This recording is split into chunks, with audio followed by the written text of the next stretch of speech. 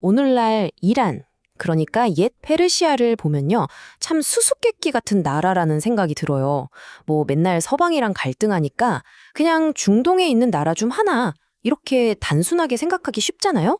근데 말이죠. 그 정체성의 뿌리를 한번 깊숙이 파고 들어가 보면, 와, 이게 정말 복잡하고 흥미로운 이야기가 숨어 있습니다.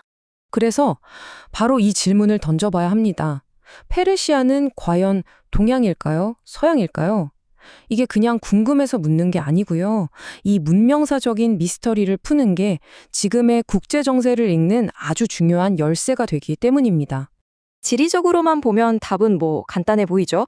지도 딱 펴보면 이란은 당연히 유럽 동쪽에 있으니 동양 맞잖아요? 그런데 문명이라는 관점에서 들여다보면 이야기가 완전히 달라집니다. 동양이라고 하기엔 서양이랑 너무 깊게 엮여 있고요. 그렇다고 서양이라고 하기엔 너무나도 독자적인 길을 걸어왔거든요. 자, 그럼 이 미스테리를 풀기 위한 첫 번째 단서부터 한번 찾아볼까요? 시간을 저 멀리 고대 세기로 한번 거슬러 올라가 보겠습니다. 고대 페르시아는 그냥 저 멀리 있는 낯선 나라가 아니었어요. 당시 문명의 중심지였던 메소포타미아를 정복하고 서쪽으로는 지중해부터 동쪽으로는 인더스강까지 어마어마한 대제국을 건설한 초강대국이었습니다. 심지어 그 유명한 페르시아 전쟁을 일으켜서 그리스 세계 전체를 위협할 정도였죠. 바로 이겁니다. 이게 핵심이에요. 서양 문명의 출발점이라고 하는 고대 그리스한테 페르시아는 처음부터 그냥 다른 나라가 아니라 자기들과 동등한, 어쩌면 그 이상의 강력한 라이벌이었다는 거죠. 이 관계가 수천 년 동안 서양이 페르시아를 어떻게 바라보는지를 결정하는 일종의 원형이 된 겁니다. 자, 그럼 다음 단서로 넘어가 보죠. 이번에는 거대한 문명의 융합, 그리고 그 후에 이어진 아주 극적인 갈림길에 대한 이야기입니다. 우리가 보통 알렉산더 대왕이 페르시아를 정복했다고만 알고 있는데 그게 끝이 아니었어요. 파괴가 아니라 오히려 융합이 일어났습니다. 그 뒤를 이은 파르티아나 사산 왕조 시대를 보면 페르시아 문화에 서양의 헬레니즘 문화가 아주 깊숙이 스며들어서 정말 독특한 혼합 문명이 탄생하거든요. 그런데 바로 이 시기에 전 세계적으로 주요 문명들이 나는 누구인가 하는 자기 정체성을 확립하기 시작합니다. 거대한 문명사적인 갈림길이 나타난 거죠. 서양, 동양, 그리고 페르시아가 여기서 각자 다른 길을 가게 됩니다. 자, 이 표를 좀 보세요. 이게 정말 재밌는 부분인데요. 서양이 로마 유산이랑 기독교를 딱 잡고 동양이 유교랑 불교를 중심으로 뭉칠 때 페르시아는 뭘 했냐?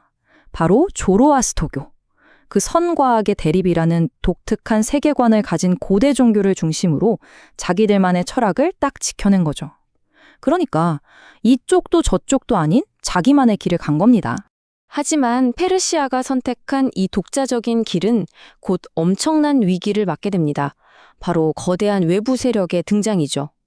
정복을 당한 후에도 과연 페르시아는 자기만의 정체성을 지켜낼 수 있었을까요? 7세기에 등장한 이슬람 제국이 페르시아를 정복합니다. 이건 페르시아 역사에서 정말 가장 큰 전환점이었어요. 자칫 잘못했으면 페르시아의 그 고유한 문화가 역사 속으로 그냥 완전히 흡수돼서 사라져버릴 수도 있는 그런 순간이었습니다.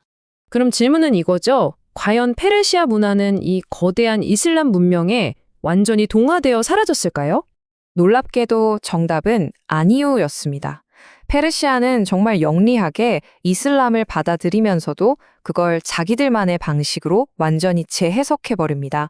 이슬람의 다수파인 수니파와는 다른 소수파 시아파의 중심지가 되어서 종교적 독자성을 확보하고요.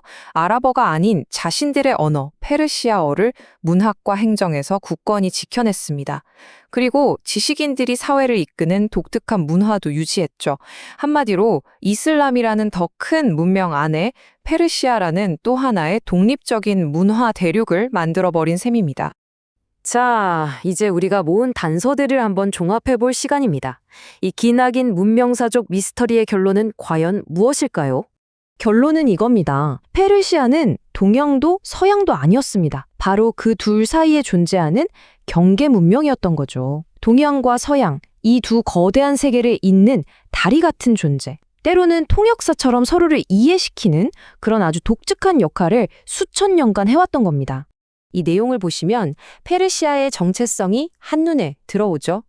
지리적으로는 동양인데 역사적으로는 서양의 라이벌이었고 철학적으로는 완전히 독립적인 길을 걸었고 문화적으로는 그 모든 걸 아우르는 경계 문명인 겁니다. 이렇게 어느 한쪽으로 딱 잘라 말할 수 없다는 것, 바로 그게 페르시아 정체성의 핵심이라고 할 수 있겠습니다. 자, 그래서 이 오래된 이야기가 왜 지금 우리에게 중요하냐? 바로 이겁니다. 수천 년 동안 쌓아온 이 제3자로서의 정체성이 오늘날 이란의 외교 정책과 세계를 대하는 태도에 고스란히 녹아있기 때문이죠. 서방 세계와 끊임없이 대립하면서도 절대 그들에게 종속되려 하지 않는 그 태도의 뿌리가 바로 여기에 있는 겁니다. 서양도 아니고 동양도 아닌 그 경계에서 수천 년간 자신만의 목소리를 내온 문명. 이 아주 독특한 플레이어가 앞으로 다가올 미래 세계 질서에서 과연 어떤 역할을 하게 될까요? 이 질문을 여러분께 남기면서 오늘 이야기 마치겠습니다.